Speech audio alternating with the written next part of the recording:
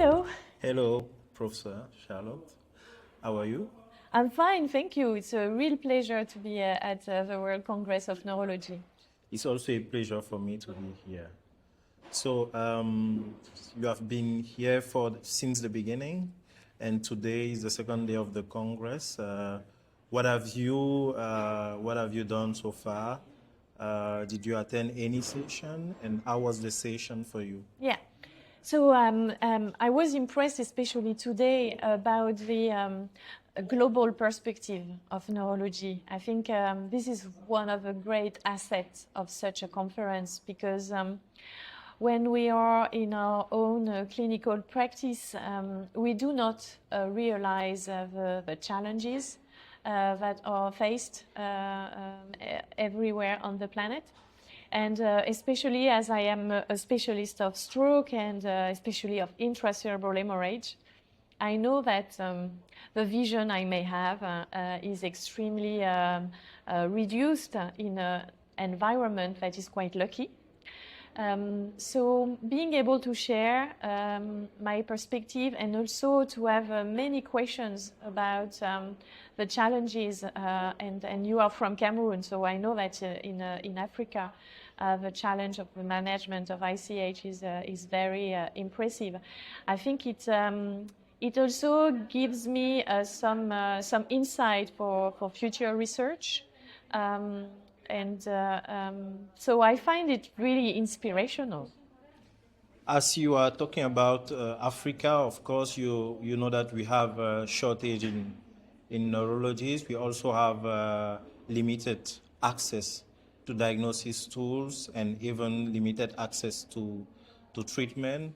So what could be a kind of contribution you can suggest or propose to improve or to enhance stroke management in the limited resource setting such as Sub-Saharan Africa? Yeah.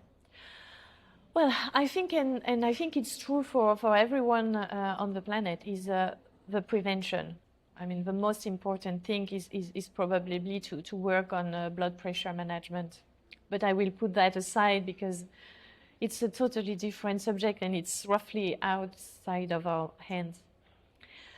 Regarding stroke management, I really think that while we've been observing what happened in the 30 years of the ischemic stroke revolution, as I called it in my lecture, the first thing was to care about those patients, to be aware that being organized, to be aware that having different healthcare forces around the patient makes the difference. You mentioned the shortage of neurologists, but you can also empower other healthcare forces workers to take care of those patients, and especially about people specialized in nursing and specialized in rehabilitation.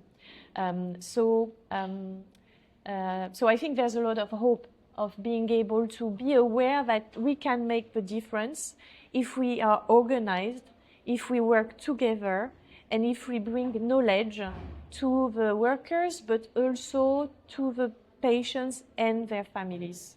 So today there were that coffee talk with the president of the World Federation of Neurology and other regional societies, and they were talking about collaboration.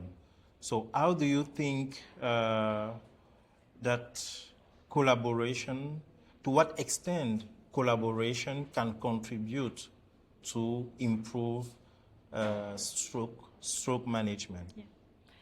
Like you, I was very inspired by seeing the world of neurology really all together and thinking and talking about the same priorities. So collaboration, I see it as first of all sharing of knowledge. So developing remote teaching, I mean, we have now tools that are easily available. And in Europe, we had this experience with the European Stroke Organization supporting Ukrainian neurologists during the war. And it made a huge difference on the rate of RTPA, even during a war period, because we regularly gave teaching courses by web-based. But it's not enough. It's also being able to bring people for sometimes in our institutions and to support that with the aim of then developing new actions in their home countries. In Lille, for example, we had this strong connection with Congo, Brazzaville, Yes. and with one of the neurologists who came with us and then came back to Congo and built the first stroke unit of Congo. So it's really, I think, based on sharing the knowledge. And we have to keep in mind that it's not just one way. Yeah. Because we also learn, as I told you, I'm interested in ICH. Most cases in the world happen in your country compared to my country. So sharing is also a way of learning, and it can also motivate all people to do so. Yeah, that is quite interesting, especially in the world where there is a kind of shutdown of funding. You probably know that African is facing the shutdown of funding from government, usual partners.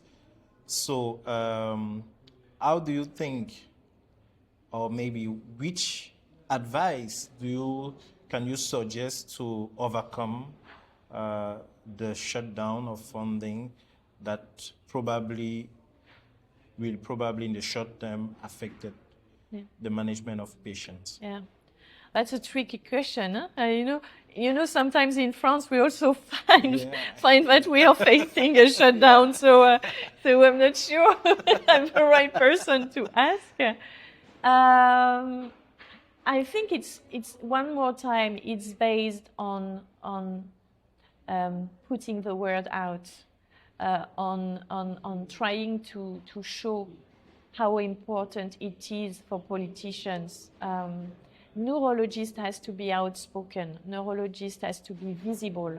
So it's really a question of going into cities, going into the market, raising awareness. And, you know, from time to time, you meet people who are able to help you. When you cannot count on organizational help, you count on individual help. And you have to find the right partners, which is based also by chance. But if you multiply the exchange with the general population, you might find somebody who will be happy to help. But also, I think it's also being innovative in terms of who can do what. And for many situations, it does not only rely on medical knowledge and science, it also relies on common sense and organization. So that is quite interesting because there is that global advocacy leadership program organized by the American Academy of Neurology and the World Federation of Neurology, and I was one of the first awardee of the GALP. So it highlights the importance of advocacy in the neurology. And in my experience, I think neurologists are not good enough to advocate as compared to other specialists, for example, cardiologists, oncologists, who are much more advanced in such advocacy. So how do you think we can also improve advocacy, because it's important? I think we have to believe in ourselves. We have to believe that our fight is for the good, and that indeed being aware and being sensitive that the brain is important, to remain independent as long as possible. I think is something we have to say to the world, and yes, believing in us and going out and speak. For me, it has been very recently that I understood that I should start to talk to the general public. So I'm trying to do podcasts. I'm trying to, to go on TV, to exchange with newspapers, so that people are aware that stroke exists, the brain exists, and I'm especially involved in stroke among women. And sometimes I tend to say my pitch is. Guess what? Women have a brain and they might die from it if you don't take care of it. Really nice, really nice. So it should be a multi-sectorial approach, and I think the World Congress is the good place, to see the world of neurology together and working together to advance things for the benefit of our patient.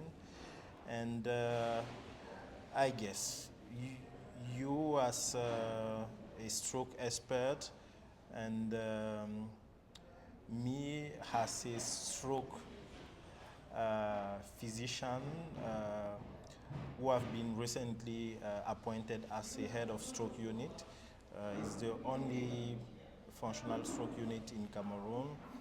So what do you think we can do together maybe to improve such? Yeah, I think, a good conference is where you learn something and you meet and you go back home with one contact that you will develop.